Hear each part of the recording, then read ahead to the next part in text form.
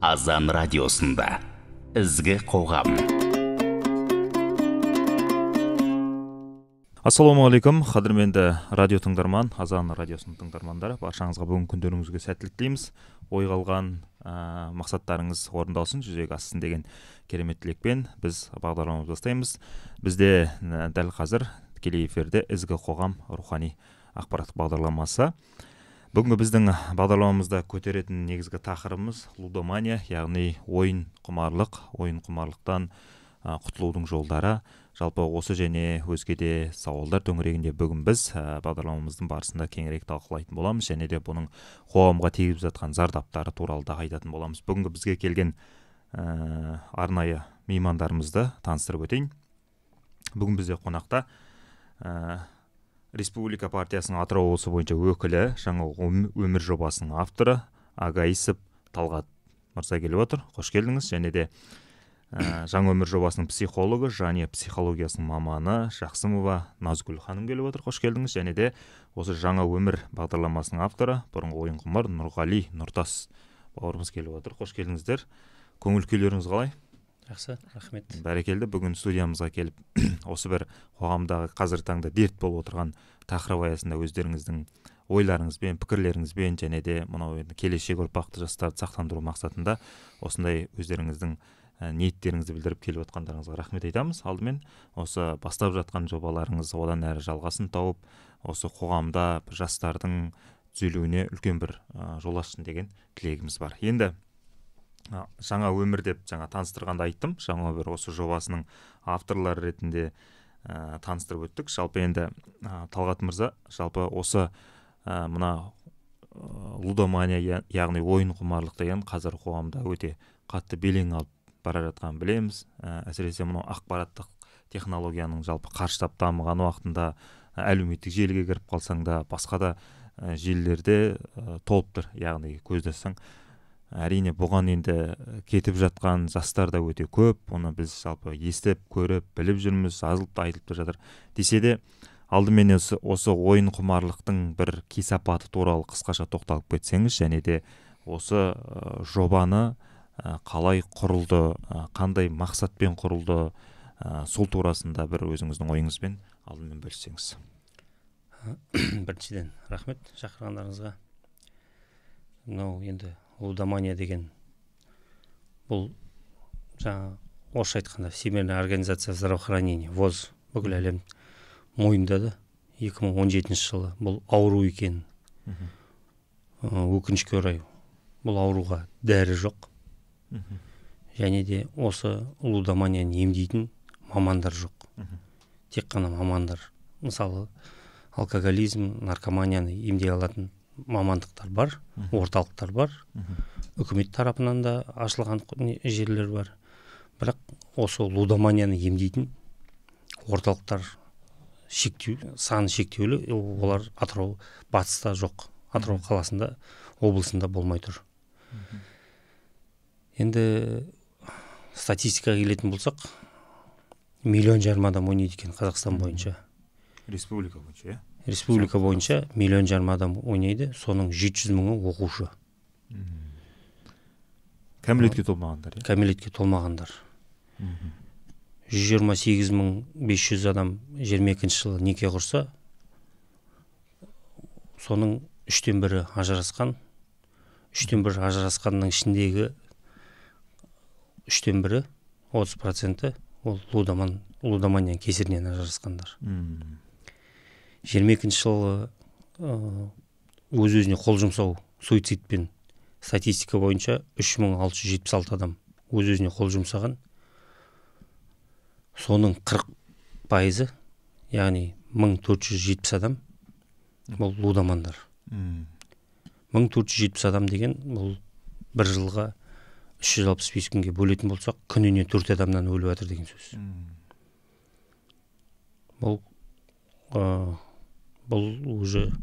Бұл жағдайда айқайлайтын дабыл қағатын кез келді. Бейжай қарамау керек дейсіз. Бейжай қарамау керек. Сондықтан біздің партияның осы басшысының, құрылтайшысының бірі, мәжіліс парламентінің депутаты Руслан Берденов мырза осы сол орындыққа отырған кезден бастап айқайлап келе жатыр. Аллаға мыңда бір шүкір, президентімізге құлағына тиді. 4 қыркүйек күні өзінің жолдауында айтты. Лудоманиямен күресу қажет екен және оны мойындады өзі де. Бұл аса қауіпті дерт екенін айтты. Біз оған дейін де осы жобамыз 2 айдай болды. Жобамызды құрғанымызға Нұртас, Тимур деген 2 бауырларымыз бар. Сол үшеуміз жиналып, осы жаңа өмір деген жобаны құрдық. Енді жаңа сізге айтып өткендей, бізде маман болмағандықтан, маманды біз Алматы немесе Астанадан алдырта алмаймыз. Күн сайын ол кісілер жиналмайды, келе алмайды, мұнда жұмыс жасай алмайды. Сондықтан бұл 2 азамат өздері бұрынғы ойыншылар, және де бұндай қағида бар, ойыншы ойыншыны жақсы түсінеді деген. Сол қағидамен біздер жаңа өмір деген жобасын ашып, жан-жаққа рассылкамен жаңағы неше түрлі Инстаграм, ақпараттандырып жатырсыз. Ақпараттандырып жатырмыз. Қазіргі таңда 10-ның үстінде адам бар бізге келіп жүрген. Сәрсенбі күн сайын біз кешкі сағат 6:30-да өзіміздің кеңсемізде жаңағы ойыншылармен, ойын құмар адамдармен жиналамыз.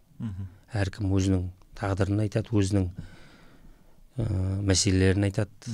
Сол жерде еркін ашық түрде. Еркін ашық түрде, жабық форматта деп айтайық. Бұл артық адам кірмейді, тек қана ойыншылар келіп өздері осы Нұртас пен Тимурмен ақылдасып отырып, жоба бойынша бағдарламалар беріп отырады. Және де жаңа таныстырып өттіңіз өзіңіз. Назгүл Жақсимова деген, орысша айтқанда семейный психолог, жанұялық қалай сақтап қалу жөнінде маманы. Сол қысқаша айтқанда осындай бір жобамыз бар, соны халыққа жариялап таратып жүрміз барымызша. Өте жақсы. Енді Нұртас мырза, жалпы енді жаңа өзіңіз енді осы құмардың ішінде болдыңыз, өзіңіз де ойнадыңыз деген сияқты. Жалпы енді негізгі бұл ойын құмарлыққа кіргендегі жалпы негізгі мақсаты қандай болады адамның? Және де өзіңіз жалпы осы тәуелділіктен қалай арылдыңыз? Сол жөнінде айта тұрсаңыз. Кеш жарық, қош болдық. Біріншіден рахмет шақырғандарыңызға. Жалпы негізгі себеп лудомания түпкі тамыры жеңіл ақша. Жеңіл ақшаның артынан қуам деп адам сол тығырықтан қалай шығарын білмей, сол жеңіл ақшаның артынан еріп, сол ойын арбауына түседі. Енді өзіме келетін болсам, ең бірінші жеңіл ақшаның дәмін 9-шы сыныпта байқадым. Мектепте жүргенде. Енді нақты есімде жоқ, не себепті оған. Бірақ сол ойынға кіріп, ең бірінші дәм тартқаннан кейін, студент өмірінен басып, сол жеңіл ақшаның артынан қуып, 12 жылға созылды. Жалпы негізгі себеп сол жеңіл ақша. Кейбіреулер айтады, мысалы психолог мамандар айтады, балалық шақтағы травмасы дейді, немесе отбасынан жәбір көрді дейді, бір нәрсе деп, ондай түрлі факторлар бар. Бірақ бәріне келсе қоймаймын негізі көбінесе. Материалдық тұрғыдан бір жеткіліксіздіктер. Ондайға да келіспеймін, себебі менің практикамда бай отбасынан да жігіттер бар, мысалға. Әл-ауқаты жоғары мысалы да. Бірақ мұнда ойын ақшада емес. Мен әрдайым айтамын, ойын адам ойында ақша үшін ойнамайды. Жалпы өзіңіз қалай бұл тығырықтан шығудың? Қалай шешім қабылдадыңыз? Жалпы бұл тығырықтан мен енді қатты ойнадым деп айта аламын. Себебі өмірден түңіліп, 2 рет суицидтік ойларға барып, бірақ Құдай шүкір ондай нәрсеге істемедім. Бірақ әрдайым отбасыма өтірік айтумен, жолдастарым арасында абыройым түсіп, әйелім алдында абыройым түсіп, баланың тәрбиесі жайына қалып, сөйтіп әйелім үйден кеткен болатын. солай әйелім кетіп жарты жылдан аса уақыт бөлек тұрғанбыз. Сол кезде қатты ойланғам, не істеп қойдым деп. Солай ең бірінші алғашқы қадамдарым сол кезде басталды деп айтуға болады. Жалпы Алматыда оңалту орталықтарында болдым, психотерапевт, психолог мамандармен жұмыс жасап, отбасы арасындағы қарым-қатынасты түзеттік. Одан бөлек жалпы кез келген адам ойынан шығам десе, әлеуметтік жерлерде миллиондаған ақпарат бар да, ойына қалай шығуға болатын. Бірақ бұл кезде адам еріншек болады, адам оқымайтын болады. Мен ынтам болып сол әлеуметтік желіде берілген тегін ақпаратты оқып, сол ойынан шығып, солай өз-өзіме жұмыс жасап, сол ойынан шығып, шүкір. Жақсы, түсінікті, керемет. Назгүл ханым, жалпы енді өзіңіз білесіз ғой, мына адамның санасымен жұмыс жасау өте қиын дүние. Сондықтан енді қазір сіздер мына өте күрделі және де өте маңызды, жауапкершілігі үлкен қызметтерді атқарып жатсыздар осы жолда. Енді қазіргі таңда осы жоба аясында осындай ойын құмарлармен психологиялық тұрғыда қандай кеңестер беріп жатсыздар, қандай шараларды қолға алып жатсыздар, сол жөнінде айтып кетсеңіз. Саламатсыздар ма? Мен де көп үлкен рахмет айтқым келеді осындай мәселеге мән беріп қозғап жатқандарыңызға. Енді мен осы Талғат мырзаның шақыруымен келдім негізі осы жобаға, осы жігіттермен танысып, бұлардың ойларын, жаңағы жалпы алдына қойып жатқан мақсаттарын бәрін біліп, түсініп, менде қолдағым келіп, өз үлесімді қоса аламын ба деген оймен келдім. Енді өз тарапымнан айтып кетсем, мен жалпы әйелдермен жұмыс жасаймын, отбасылармен жұмыс жасаймын, негізі тікелей. Менің мақсатым әйелдерді бақытты қылу, әйелдерді бақытты қыла білсем, сол әйел арқылы үйіндегі жолдасы да, балда-шағасы да, тіпті күшік мысығына дейін де бақытты болады деген ой бар ғой. Енді мен осы таңда айтайын дегенім, Атырау қаласында жалпы тәуелді адамдардың бірге тұратын жаңағы ата-анасы болсын, әйелі болсын, я болмаса апасы, сіңлісі, інісі, ағасы болсын, созависимый дейді ғой. Сол созависимыйларға қандай көмек беріледі, соны айтып кете аламын. Бізде топ бар.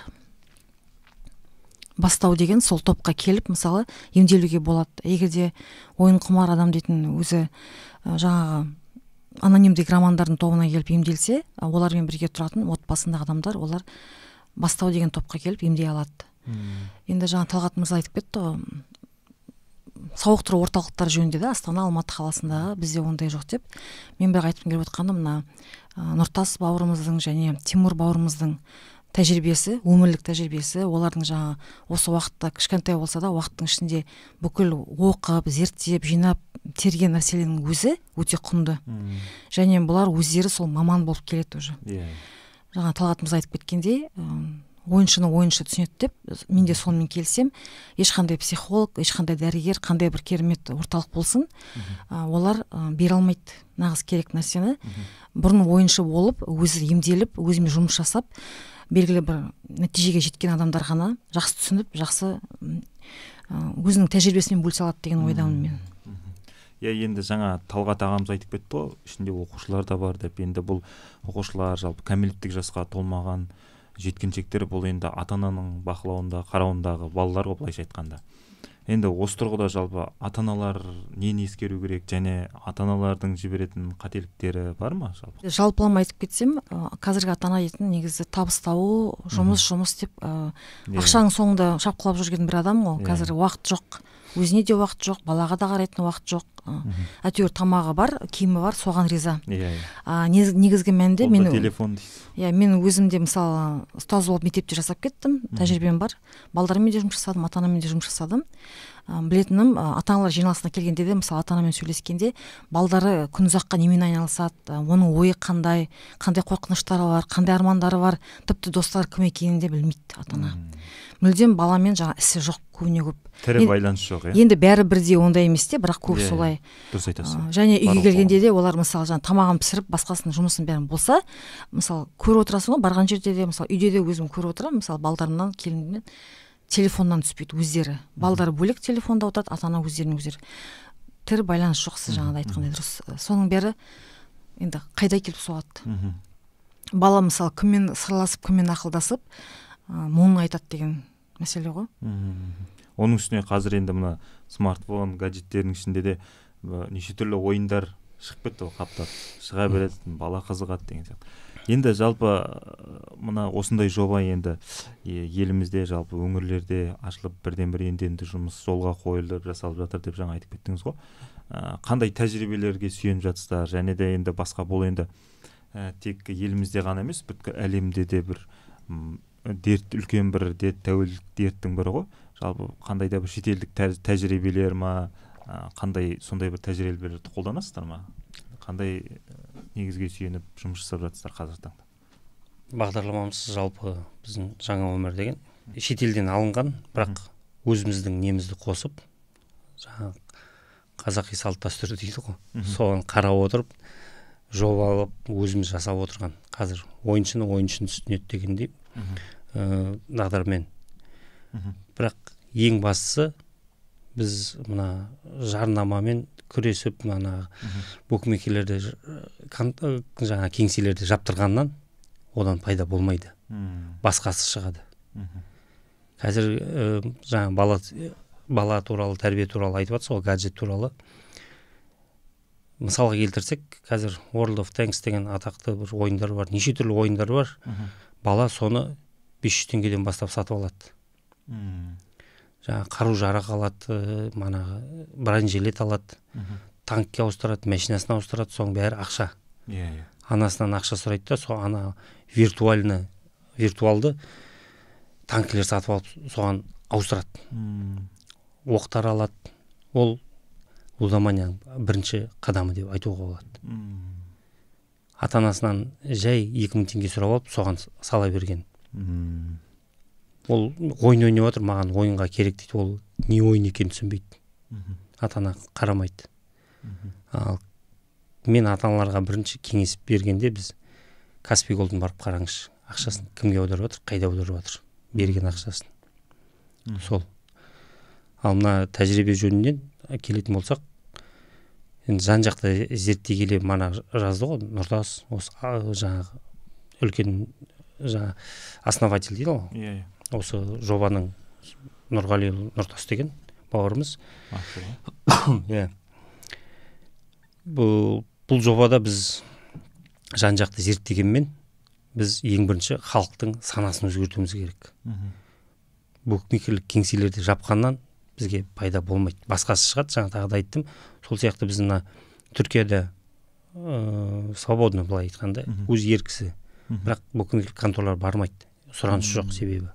Араб мемлекеті кезінде осылай түгіл интернеттен қиып тастаған. Ол жаңа VPN арқылы арабтар Израильдің кодымен өздерінің жаңағы түйе жарысына салған. Ставка салған, былай айтқанда. Сонда Израильдегілер айтады дейді, бізге бәрібір, бізге ең бастысы ақша түсіп жатыр, бір салық түсіп жатыр, 2 миллиондап доллармен есептегенде миллиондап келіп жатыр. Тіпті рақат нәрсе екен деп. Ал зардабын шегіп отырған, ойынға мана ақша қойып отырған, ойымен өздері арпалысып жүрген, ол арабтар болып шықты.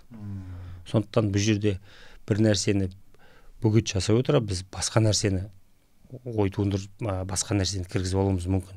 Сондықтан ең бірінші біз әрбір жастардың, ата-аналардың санасымен жұмыс жасағымыз келеді. Басты мақсатымыз сол. Өте жақсы. Ақпараттандыру дейсіз ғой. Осындай жаман жолдың алдын алу. Жақсы, керемет. Осы орайда құрметті тыңдармандар, біз тікелей эфирдеміз. Бүгінгі біздің хабарымызға қатысты сауалдарыңыз болса, 872-189-7159 нөміріне хабарласуларыңызға немесе WhatsApp желісі арқылы да өздеріңіз сауалдарыңыз қойсаңыздар болатынын айта кетейік. Жалпы енді бізге WhatsApp желісіне сауалдар келген екен. Жалпы жаңа қанша уақыт болды сіздердің жобаларыңыз ашылған? 2 айдың үстіне. 2 айдың уақыты өтті. Осыған келіп, жалпы оңалып, содан кейін де кері жаңа ойнап кеткен, жолына түсіп кеткен адамдар бар ма деген сияқты сауал.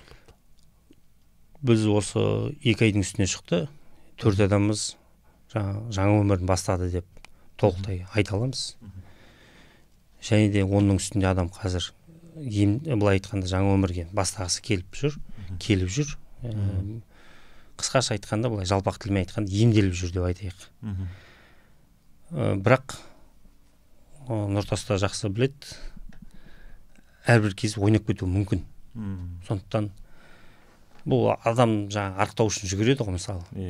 Тамағын азайтады кешкісін, сондықтан жаңа салмағын жібереді, төмендетеді, күн сайын жүгіріп жүреді. Ал сол жүгірмей қалса бір ай, тамақты қайтадан жей берсе, қайтадан семіріп бастайды. Сондықтан бұны жаңа әрдайым, әрқашанда қолданып жүру керек. Жүйелі түрде. Нұртас мырза, жалпы енді өздеріңіз осы жобаны бастап қолға алып жатырсыздар ғой. Қазіргі таңда жалпы енді мына осы жолға кетіп бара жатқандар, немесе осының бел ортасына келгендер, немесе жаңағыдай басымен кіріп кеткендер деген сияқты бір арнайы бір этаптарға адамдарды бөлесіздер ма? Жалпы олармен жалпы әр этаппен қалай жұмыс істейді? Әрине, ойыншыны деңгейге бөлеміз. Мысалы, ойынның басында жүрген адамдар, ортасында, соңында деген сияқты. Ол әр адамның тарихын қарап, ойынға қалай кірген, неше жыл ойнады, ойын тәжірибесі қанша жыл, отбасылы ма, отбасы емес, бәрін есептейміз, қараймыз, және де әр деңгейге бөлеміз. Тәкенің несіне қосылып кеткім келіп тұр, сұрағыңызға жаңа тәжірибе туралы да. Жалпы осы уақытқа дейін мен негізі теңіз кеніш аумағында жұмыс жасағам. Сол кезде басқа елдердің азаматтарымен сөйлесіп, жалғыз бұл проблема тек Қазақстанда емес, лудомания. Бүкіл әлемдік проблема. Басқа мемлекеттерде осы нәрсемен, кейбір мемлекеттер осы нәрседен өткен. Қазір арнайы шаралары бар. Мысалға кететін болсақ, ақш құрама штаттары, мысалы Англия мемлекеттері бұл тығырықтан шыға білген және осы нәрседен өткенді бастарынан оларда тәжірибе бар. Солардың тәжірибесіне сүйене отырып, бізде Қазақстанда сондай олар істеген нәрсені бізде де істегіміз келеді Қазақстанда жалпы. Жалпы сұраққа жауап осындай. Жақсы. Енді жалпы енді Назгүл ханым, сізге бір сауал. Жалпы енді бұл жолға кететіндер енді әртүрлі жағдай себеп болуы мүмкін ғой. Жаңағы біреуге енді ақша керек болуы мүмкін, біреуге басқа да бір мәселе, енді біреулер жаңа күйзеліске түсуі мүмкін деген сияқты, жаңа суицидке барып жатады. Жалпы осының алдын алу үшін жалпы қандай адамның санасымен жалпы қандай диалогқа құрасыздар жалпы адамдармен сөйлескен кезде, кездескен кезде, оның мысалы көп адам енді ашылып, ішкі жан дүниесін айтып, кейбір тұйық адамдар болады деген сияқты. Сондай бір жолдар бар ма, егер құпия болмаса? Мен шынымды айтайын, мен өзім тәжірибемде именно игроманмен әлі ондай болып көрген жоқ. Кездескен жоқ. Осы 2 айдың ішінде ондай болған жоқ. Ата-аналармен сөйлескен уақыттар болды. Әйелдермен сөйлескен, именно ойыншының өзімен, тем более жаңағыдай күйзелісте жүрген ойыншымен ондай пока тәжірибемде жоқ. Жалпы енді қазір мына 2 айға жуықтады ғой. Біздің өңірдің тұрғындарының жалпы көзқарасы қалай? Осы сіздердің жасап жатқан жобаларыңызға қаншалықты қолдау көрсетіп жатыр, қанша пайыз жалпы статистикамен бір айтуға болады ма?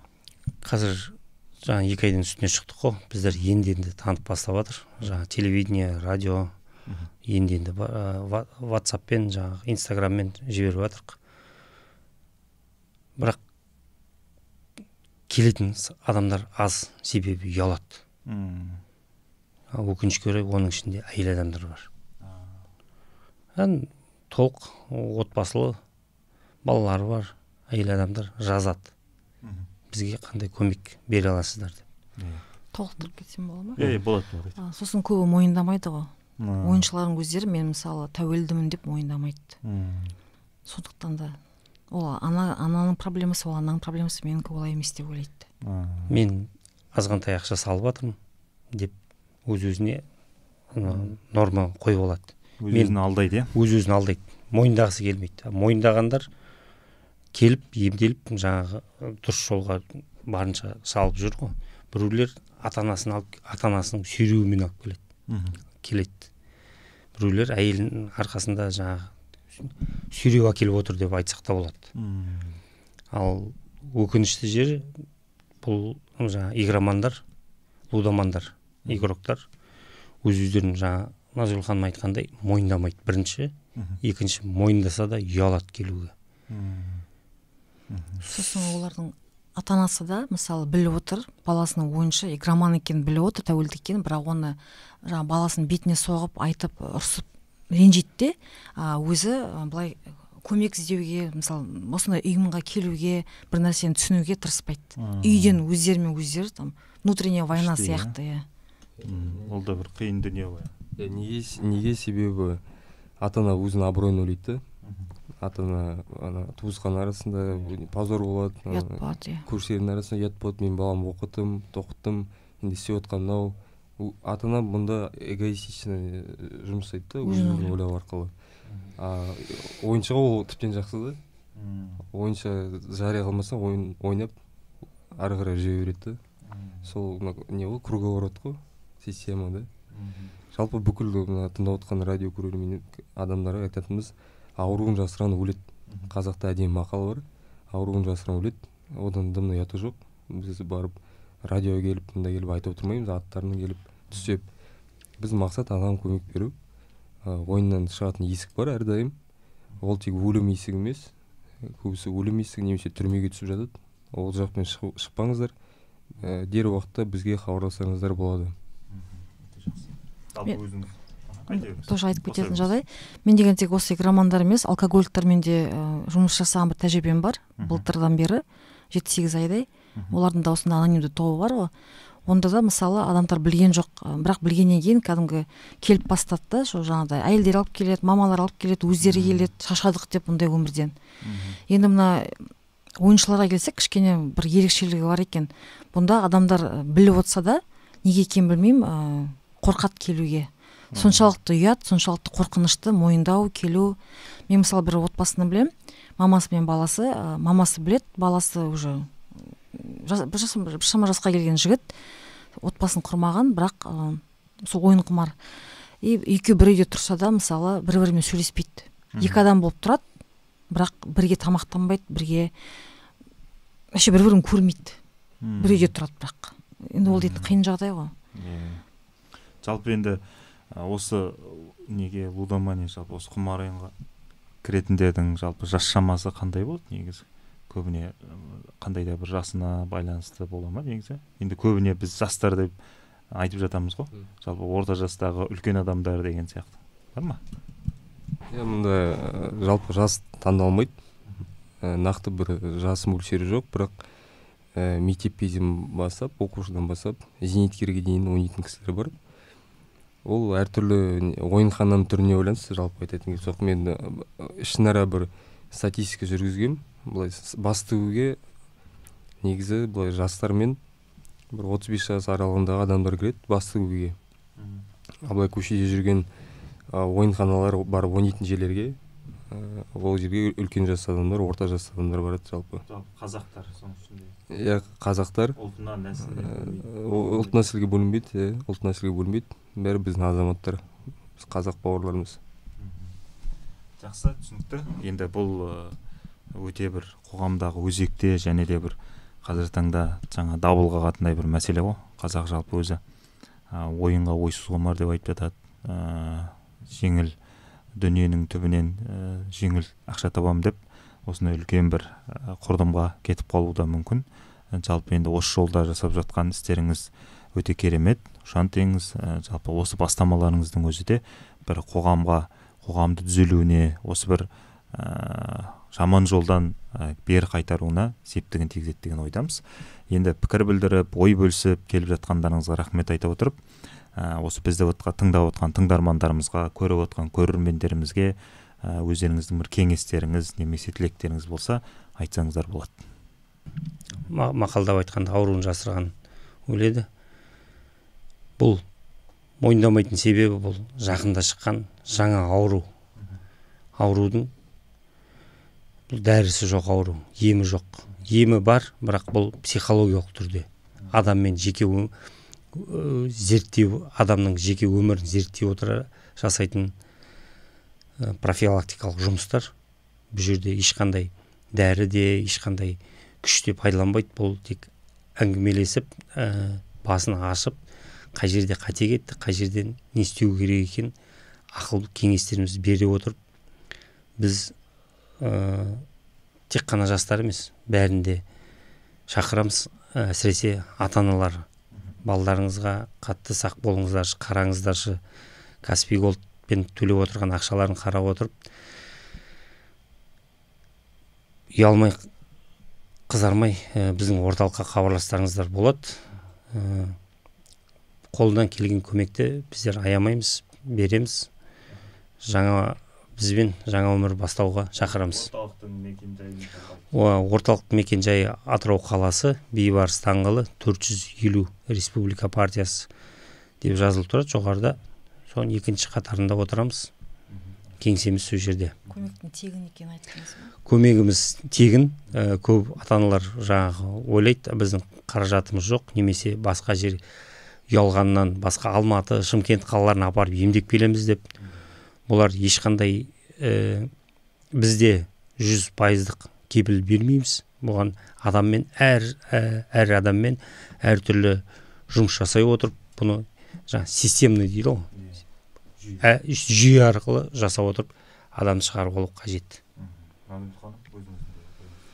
Енді менің айтқым келіп отқан кеңесім ата-аналарға, балдарға көп көңіл бөлу керек. Қазірден бастап ол бала 7-де болсын, 15-те болсын, 25-те болсын, 35-те болсын, жалпы қасыңызда бірге тұрып атқан, отбасыңызда бірге тұрып атқан адамға көп көңіл бөлу керек. Жолдасың болсын, балаң болсын, қызың болсын, қай-қайсына да. Және көңіл бөлгенде ол тек жаңағыдай Каспий Голдың арап біз, мен айтайын деген, көңілі қандай, көз жанары қандай, үйге келгенде қандай көңіл күймен келді. Тіпті 5 минут уақыт болсын, күніне 5 минут уақыт болса бөлінетін, бірақ именно сол балаға арналған. Шын мәнінде бәрін тастап, тамақ пісіріп отырып, кір жуып отырып, бірдеңе айналысып отырып біз, бәрін қойып, ысырып тастап, 5 минут хотя бы уақыт тауып сол баламен сөйлессе, бүгінгі қандай жетістігі бар, бүгін неге қуанды, бүгін неге ашуланды, бүгін неге ренжіді деген сияқты. Хотя бы сондай элементарный нәрсе болса, уже көп нәрсені түсінуге болады. Баламен не болып жатқанын түсінуге болады. Мен тек бір зат айтып кетейін. Негізі мақал жақсы көремін, қазақ мақалдарын. Сол бір әдемі мақал бар, ойыннан от шығады деген. Сол шындап осы ойынның артында от тұрды. Көп адамға айтарым, жалпы ойын ойнаған тек басы тігіп ақша ұту емес, арт жағында ол нәрсе қайда алып келетінін, қай жолға алып келетінін естеріне сақтап жүру керек. Жалпы айтатын осы, ешқандай ата-анаға ондай ақыл кеңес айтатын жасым жоқ. Бірақ жалпылама келе, әрдайым рискті бағалап білу керек те, жаңағы қай жаққа алып келетіні ол зат, немен ойнап жүргенін, немен тіл табыс жүргеніңді саналы түрде ойлау керек. Енді ол әрбір саналы адам сондай әрекетке бару керек деген ойдамыз. Бәрімізде алтын немен айналысып жатқанын біз зерделеп, біздің бағдарламамызға негізгі мақсаты да осы. Жалпы жамандықтан тыйып, жақсылыққа шақыру, қоғамдағы әртүрлі осындай дерттерден сақтандыру. Бүгін уақыт бөліп келіп, пікір білдіріп, ойларыңызбен бөліскендеріңізге рахмет айтамыз. Енді бұл бір үлкен тақырып, алдағы уақытта да тағы да кездесе жатармыз. Дегенмен біздің уақытымыз да шектеулі. Осы жасап жатқан қызметтеріңіз одан әрін жемісін берсін, қоғамда бір түзетуге септігін тигізетін орталықтардың біріне айналыңыздар деп тілек айтқымыз келеді. Рахмет. Қымбатты тыңдарман, құрметті көрермен, осымен бүгінгі біздің хабарымыз аяқталды. Бағдарламамыздың келесі санда жүздескенше аман сау болыңыздар.